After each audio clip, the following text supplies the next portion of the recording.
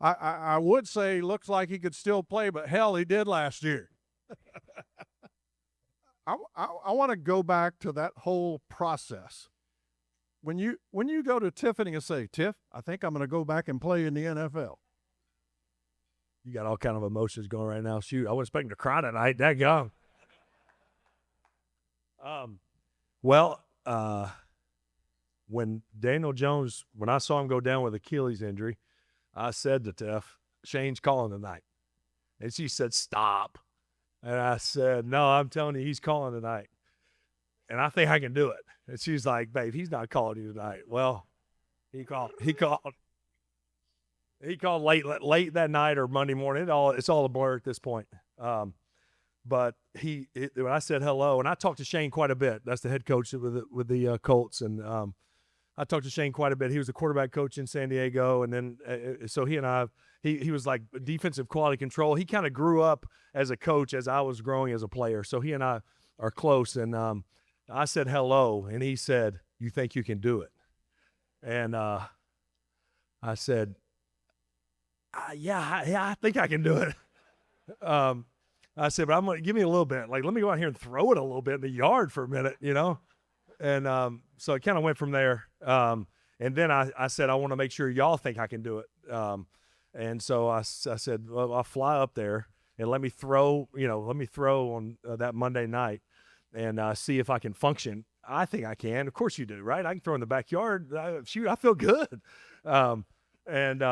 So I went up there that Monday night and threw and felt pretty good. And I said, well, what do y'all think? And they're like, we're good if you're good. And that was a long Monday night, Tuesday morning to make that decision. But it was a blast of 4 weeks for sure. How in the world do you physically prepare for something like that? And also, how do you recover for something like that? Because, I mean, at your age, it takes a little recovery time difference, you know.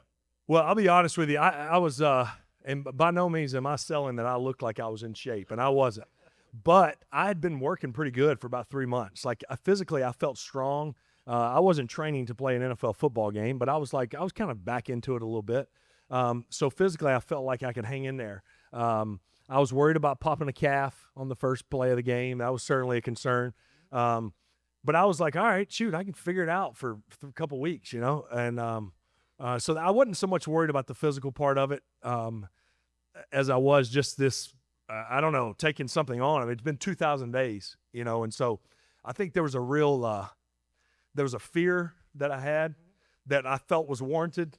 You know, it was this fear of, and I don't even know what I was scared of. It was more so just because I hadn't done it in so long. And then it was like, why am I doing this? You know, why am I doing this? And so that was kind of the battle of my mind. What's the why? All night. Yeah, that's what it was. Kind of through the night and talking to Tiff and my dad and former coaches that I had and teammates and I had a coach tell me, actually Frank Wright, who coached Naheem and I in Indy, and I kind of went through the whole thing with Frank. And I was like, hey, the easy way out to guarantee no calf getting popped and not throwing 3 interceptions in the first game and not just making a fool of myself is to go home. This was Monday night. I was in Indy. Just go home. I can just go home and everything's good. Like, this was fun. I flew up here. I got to throw for the Colts, and I'm going back home, man. Guys, I'm good. But the only way to find out if you could do it was to actually go for it. And when I was talking to Frank, Naheem will resonate with this. When I was talking to Frank, I said, so Frank, I went through the whole thing with Frank, and I said, so why do it, Frank? Tell me why. So now that you've heard everything, why do it? And he said, because you can. And I was like, man, that just hit me. I was like, you're dang right, let's go. You know? So he fired me up, but it was as simple as that. You know, it was like I was at peace with not playing football again. I'd been blessed with a long career, and here for those 4 years they were unbelievable, and 17 years in the NFL. But it was like, man, you know, God's given me 4 more weeks to be on a team again. You know, to be on a team, and I see Thunder, and I see Ray, and I see Jericho, and I was on Naheem's team and the pros, and I see these guys, and it's like, golly, I get to be on a team again. You know, and so I think that for me is what it was, and that's what was so cool those 3 weeks was being a teammate. Mm-hmm. You know, yeah, it was fun to throw a touchdown to Downs and get to Seattle, and it was fun to on Monday night being mic'd up and doing all that. That was fun, but it was being on a team again, being a teammate again, being in a locker room, going to the meetings, sitting in the cold tub, sitting in the hot tub, talking to guys in the sauna, sitting in the dining room, and all you players that are here now getting experience out of NC State. That's what you miss. that's what you miss. And then getting to do that again at 44 when I thought it was long gone and I was at peace with it being long gone was the most special part. And I wish we'd have won a game or two and gotten into playoffs, but it was a blast to be back out there again and suit up with the guys and go for it. There's nothing like a, Friday night for you guys, but there's nothing like a Saturday night before a game team meeting. Naheem, you know what I'm talking about. I can't even describe the energy that you feel in there. It was like, oh boy, I forgot what this was like, music playing and guys staring up, dapping each other up. And it was like, dang, where am I? I'm actually doing this right now. So it was a emotional, but blast of a December that I didn't expect. That Monday when I flew up there was actually my birthday. And I was like, dang, this is awesome. And then we rented a house for a month. It was a Christmas break and we had Christmas in Indy, and besides not winning, it was an awesome, awesome winter. And we're not talking about moving a small group of people. No, right? No. So you had to plan all of that too. Yeah. Or Tiffany did. Yeah, and there wasn't much planning. It was like, let's go. We got to go. Let's get it done. We went fast. We don't plan very well. Tiff wishes we were better planners, but we don't plan very well. We just kind of roll with the flow. She says it's like our last name. We just flow like rivers. We just go with the flow, man. Let's go. Boo called and said, can you get up here? I was like, yeah, I'll probably get up there. I was like, shoot, we're all right. That's why you were so good. So, any chance of another appearance in the NFL? Golly day, I'm going to go back. I don't think so. No, I think that's past. I got a little bonus gift, and it was awesome to be a part of again. No, I have no intention of ever suiting up again. It did. I didn't get into this part. It did physically hurt a little bit. So by that third week, I was like, dadgum, I've never spent this much time in a training room in my life. I felt like the guys I used to get onto for being in the training room all the time, I was them. I was him. I was in there. It's like, hey, shoulder's a little tight. I think my left, it was bad. So I guess you resume your role as a high school football coach in Alabama at St. Michael? Yeah, we'll be this is year 6. So hard to believe it's already been 5 football seasons. Gunnar will be a senior. That was a little bit of a factor of the timing of why I retired in the first place. It didn't take an NFL job. It just felt right. And he was going to be a 7th grader. And it was like, hey, we need to get this program going a little bit before he gets there. It's a new program down there in Fairhope, Alabama. And so we've got it going. We've lost in the semifinals the last 2 years to the same team that's won the state championship like 55-10. So we should be back-to-back state champs, but they had a loaded bunch that we couldn't quite knock off. But so it'll be Gunnar senior year. It'll be a lot of young guys. We lost 17 seniors, so it'll be quite a challenge coaching wise, but looking forward to it. It's been a lot of fun. I got to play for my dad. It was a dream of mine growing up. I was his water boy, ball boy, kind of the whole deal. Gunnar had a little different growing up, going to Chargers games on Sundays instead of being the water boy and the ball boy. But we kind of coached him in flag. It was kind of like, I'm going to kind of do the same thing my dad did. So getting to do that with him and share that with him. My dad was been on the sideline every game. Mom's in the stands a lot of the games. Of course, Tiffany and brothers and sisters are there.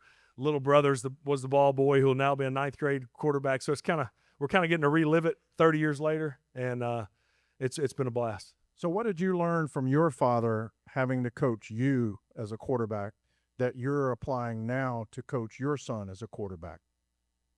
Well, it's actually a little better setup we have now than I had. I had my dad, but my brother was little. So dad was he was going to get me, and there was no way getting away from him.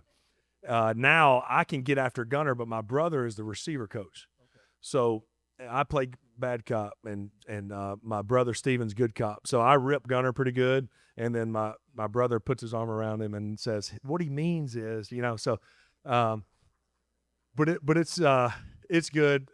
It's been a real blast. They say you don't bring football home with you, but yeah, you do. I mean, what we talk around the supper table is, the throws you missed at practice, or what happened at football, or why did he do that, or why did he run that route? Because it's part of our day, and it's not really part of bringing work home. It's part of our day. And I remember asking my dad, what did I call you on the field? And he said, Dad. And I was like, all right. And Gunnar does the same. And So it's a blast. It's a blast getting to coach him, and he's super excited to be coming to Raleigh next spring, I guess. You know, the coolest part about the whole process, and Coach Roper and Coach Doran were unbelievable throughout the process, was I kind of backed off a little bit. And I say backed off, meaning I didn't want to say, Gunnar, you're going to NC State. I don't care what you want to do. You know, he is. But I backed off and said, shoot, we went to Texas, and we went to Georgia, and we went to Auburn, and went to Alabama, and we went to all these places.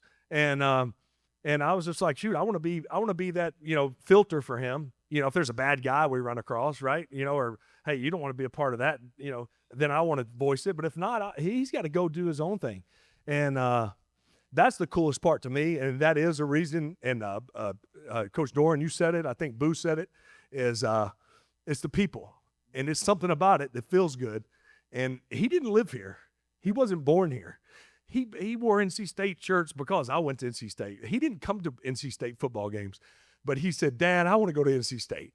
And so that part is special because he came to it on his own. It wasn't because Dad wants me to go to NC State. No, I don't want you to go to NC State. Let's go somewhere else. Go, you know. And that's what's cool for me is that he got there on his own. And then there's no denying I'm jacked up about it because I can't pull for anybody else on a Saturday afternoon, you know. So it makes it even more special because, and I think too for me, and I'm sorry, I know I'm rambling now. I mean, that's the way it goes. This is your night, brother. Is you know, I've thankfully got to play for 17 years, and so to keep up with NC State as well as I could have, there's no way. I lived in San Diego, California. We play every Sunday. I mean, I pulled for I kept up. I knew what the outcomes were, right? But to be closely in touch is a little bit unrealistic, and raising a family of our size and all those things. And so now that I've been removed, and then now it's been a few years, and certainly to have a son involved, I'm even more in tune, right, with what's going on with NC State in all sports, and pulling for them. And it's fun to see our household pull for them. I got little girls that are 7 and 10, and you know, my 3-year-old wakes up and we stretch in the morning, and then I go, all right, bud, and he does this. It's like, I'm not kidding. Like, that's what he does. It's like, all right. He has no idea what's going on. He's like, he's all about it. So it's like, because it allows you to be a little more in tune. And I think I've been to Raleigh, you know, 3 or 4 times in the last 24 months, and I was here probably twice in 20 years. And it's just, it's not because I wasn't all in. It's because I had a little bit going on. Yeah. You know, Coach Doran, you know, Booth said it's people. It's at the end of the day, it's people. I see Thunder Dan, it's people. Why? Thunder Dan, he's been here for 20. How many years, Thunder? 27 since we were here, and Thunder.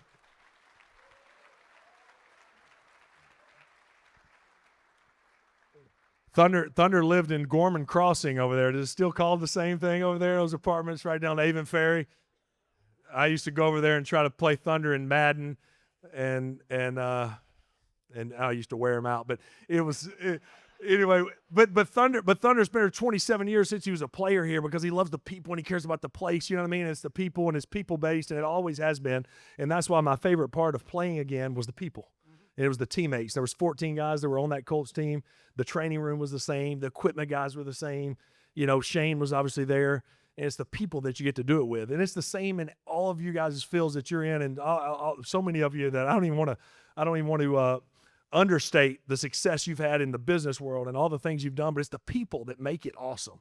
It's the people that make it awesome. People used to look at me sideways when I would say, if they don't give a trophy out, if we win the Super Bowl, if they say no trophies and no rings, will you be upset? Heck no. Care what the prize is. We did it with our guys. We got to the top because the process and doing it with the guys you're trying to climb to the mountaintop with, and that's what makes it so special. And of course, I'm biased to NC State, but I think, you know, those years with Jericho and I played against each other in high school. And I got to tell the story. We played against each other in high school, and I played safety on defense. I was a pretty good safety, believe it or not. I intercepted 2 passes that they were trying to throw to Jericho in the state playoff game. And Jericho and Corey Dawson, his teammates, still say that we wet the field before the game because he was slipping all over the place. But we overseeded it with rye. You know, you overseed with rye in the winter, and they were slipping all over the place. But anyway, so we played them in basketball, and we're in the this would have been the round to go to the quarterfinals. And I got a little hot shooting. I had 31 the night before, and we beat the #1 team in the state, and we're going to the Elite Eight, and we're going to play Jericho and the Phillips High. What was y'all's mascot, Jericho? The Phillips High Red Raiders. And I'm coming off of 31, and I'm feeling pretty good.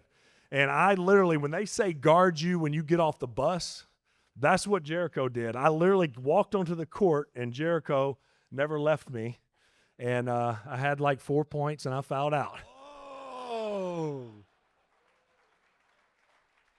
But those experiences, that's unique that Jericho and I go back to high school. But having those experiences on the field, and Thunder and I, when we talk now, we very rarely will talk about a game or a play in a game. We talk about something we did, playing the video game or in the locker room or in the weight room or a joke somebody said or, going to Case Dining Hall or walking, all those things. That's what we talk about.